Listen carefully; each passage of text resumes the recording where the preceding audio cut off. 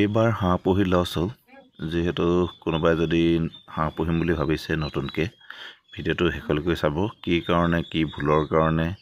মোৰ এইবাৰ হাঁহ পুহি লছ হৈছে সেই বিষয়ে ক'ব লৈছোঁ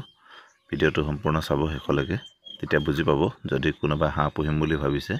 তেতিয়াহ'লে এই ভুলবোৰ যাতে নকৰে এই হাঁহখিনি আপোনালোকে যিখিনি দেখিছে ইহঁতৰ বয়স আজি 3 মাহ 10 দিনমান হৈছে মোৰ আগৰ ভিডিঅ'ত চালে আপোনালোকে গম পাব এইখিনি মই সেপ্টেম্বৰ মাহৰ 27 তাৰিখে আনিছিলোঁ পোৱালি 50টা আৰু এইবিলাক পোৱালি মই বাহিৰৰ পৰা আনিছিলোঁ ইয়াত মই এজেন্টৰ থ্ৰুৱেদি আনিছিলোঁ কোনো হেচাৰিৰ পৰা ডাইৰেক্ট অনা নাই তো পোৱালিকেইটা যেতিয়া মই পাইছিলোঁ পাতিহাঁহৰ বিচাৰিছিলোঁ পাতিহাঁহ বুলিয়ে দিছিলে সৰু অৱস্থাত অৱশ্যে হাঁহৰ পোৱালি আপোনালোকে দেখিলে ধৰিব নোৱাৰিব পাতিহাঁহে হয় নে কি হয় এতিয়া হাঁহবোৰ আপোনালোকে দেখিলে গম পাব ইহঁতৰ ডিঙিবোৰ কিছুমান হাঁহৰ বহুত দীঘল দীঘল আৰু ইহঁতক পিয়ৰ পাতিহাঁহ নহয় এইবোৰ বেলেগ হাঁহৰ লগত ক্ৰছ হয় এইবোৰ ক্ৰছ হাঁহ হয় যদি আপুনি পাতিহাঁহ দেখে ডিঙিবিলাক অলপ ছুটি থাকিব শকত থাকিব আৰু এই 50টা হাঁহ পোৱালি পুহি আজিৰ দিনটোলৈকে প্ৰায় মৰ্টেলিটি হৈ গ'ল মোৰ প্ৰায় 15টা হৈ গ'ল মৰ্টেলিটি আৰু কিছুমান হাঁহ বহুত সৰু হৈ থাকিল আৰু কিছুমান হাঁহ দেখিব ইয়াত আপোনাৰ বহুত ডাঙৰো হৈ গৈছে প্ৰায় 1.5 কেজি 1 কেজি 600-700 হৈ গৈছে আৰু কিছুমান হাঁহৰ ওজন একদম নেবাঢ়িলে যিবোৰ হাঁহ প্ৰায় 600 গ্ৰাম নিচিনাই হৈ থাকিলে কিছুমান আৰু ইয়াৰ মই হেতক আবদ্ধভাৱে পালন কৰিছিলোঁ যেটো হাঁহ পুহিলে অলপ মুকলি হ'লে ভাল হয় কিন্তু মোৰ আৰু আগৰ ভিডিঅ'ত চালে গম পাব মই ঘৰতে 7টা হাঁহ পোৱালি উলিয়াইছিলোঁ এই হাঁহ পোৱালিকেইটাৰ গ্ৰোথ কিন্তু খুব ভাল আছিল সেইকেইটা মই লোকেল পাতিহাঁহ মানে ঘৰৰ ওচৰৰ পাজৰ মানুহৰ পৰা কণী আনি উমনি দি পোৱালি উলিয়াইছিলোঁ সেইকেইটাৰ গ্ৰোথ খুব ধুনীয়া হৈছিলে আৰু সেইবিলাক মই 2.5 মাহৰ পৰা 3 মাহৰ ভিতৰত মই বিকি শেষ কৰি দিলোঁ হাঁহকেইটাৰ প্ৰায় মতা হাঁহৰ ওজন হৈ গৈছিলে 1 কেজি 800 গ্ৰাম মান হৈ গৈছিলে তাত দুটা মতা হাঁহ আছিলে বাকি 5টা মাইকী হাঁহবিলাক 1 কেজি 400 পৰা 1.5 কেজি হৈছিলে সেইকেইটাত মোৰ কোনো লছ হোৱা নাই হেতৰ গ্ৰোথ খুব ধুনীয়া আহিছিলে মই আগৰ ভিডিঅ'ত দেখিলে গম পাব কিন্তু এই বাহিৰৰ পৰা অনা পোৱালি হাঁহখিনি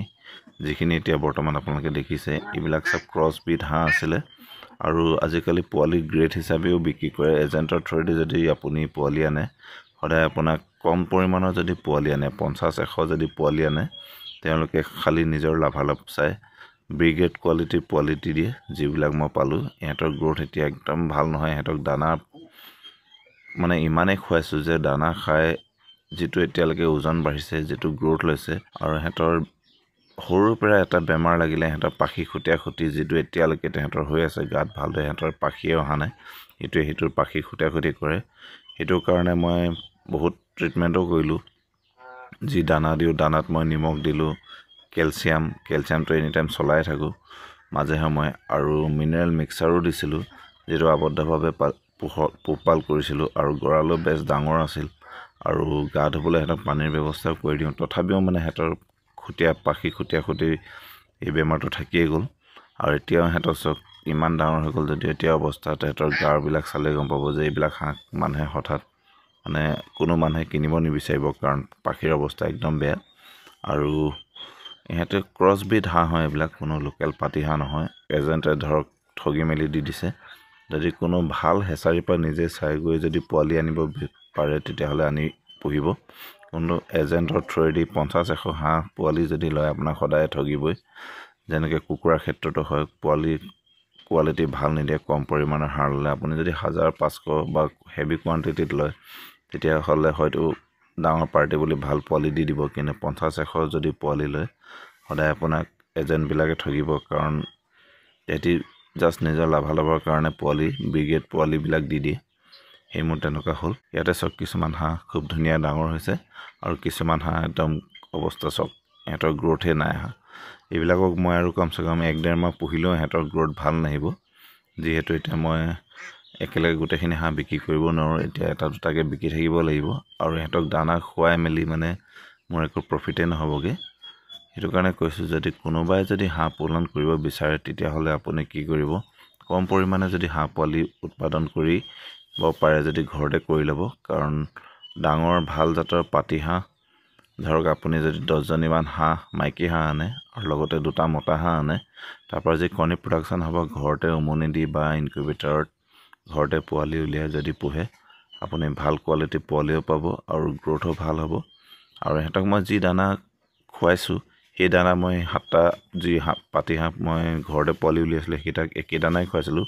ইহঁতৰ গ্ৰোথ খুব ধুনীয়া আহিছিল আৰু মই মিক্স দানাই খুৱাইছিলোঁ আৰু ইহঁতৰ গ্ৰোথ একদম ভাল নাহিল। যদি সেই দানা খুৱাই যদি ঘৰৰ 7টা পোৱালিৰো গ্ৰোথ এনেকুৱা হোৱাহেঁতেন তেতিয়া নিশ্চয় গম পালোহেঁতেন যে দানাৰ কাৰণে গ্ৰোথ নাহিলে। কিন্তু তেনে নহয়, সেইকেইটা হাঁহৰ খুব ধুনীয়া গ্ৰোথ আহিছিলে আৰু ইহঁতৰ গ্ৰোথ একদম বেয়া আহিল, কাৰণ এইবিলাক ক্ৰছ জাতৰ হাঁহ হয় আৰু ইহঁতৰ মানে ট্ৰিটমেণ্ট কৰি ইহঁতৰ মই ভাগৰি পৰিছোঁ, যিহেতু এইবাৰ হাঁহত বহুত ডাঙৰ লছ খালোঁ। আপোনালোকে যদি হাঁহ পালন কৰে ঘৰতে 10জনীমান ভাল জাতৰ পাতি হাঁহ আৰু 2টা মতা হাঁহ লৈ আনিব, মাইকী হাঁহৰ লগত ৰাখিব,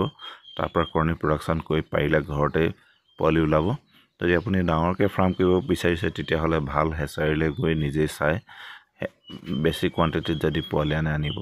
কিন্তু এজেণ্টৰ থ্ৰু দি আপুনি 50, 100, 200 পোৱালি যদি আনে আপোনাক সদায় এজেণ্টে বি গ্ৰেড কোৱালিটিৰ পোৱালি দিব আৰু আপুনি হাঁহ পালনত লোকচান খাব। এইটো আছিল আজি এটা ভিডিঅ' হাঁহৰ ওপৰত মোৰ এটা যি এক্সপিৰিয়েঞ্চ হ'ল। নেক্সটবাৰ আকৌ হাঁহ পালন কৰিম, তেতিয়া মই ভাবিছোঁ ওচৰৰ ক'ৰবাৰ পৰা ধৰক কম পৰিমাণে পাতি হাঁহ আনি আৰু ঘৰতে কণী প্ৰডাকশ্যন কৰি পোৱালি নিজে ঘৰতে ইনকিউবেটৰত উলিয়াম।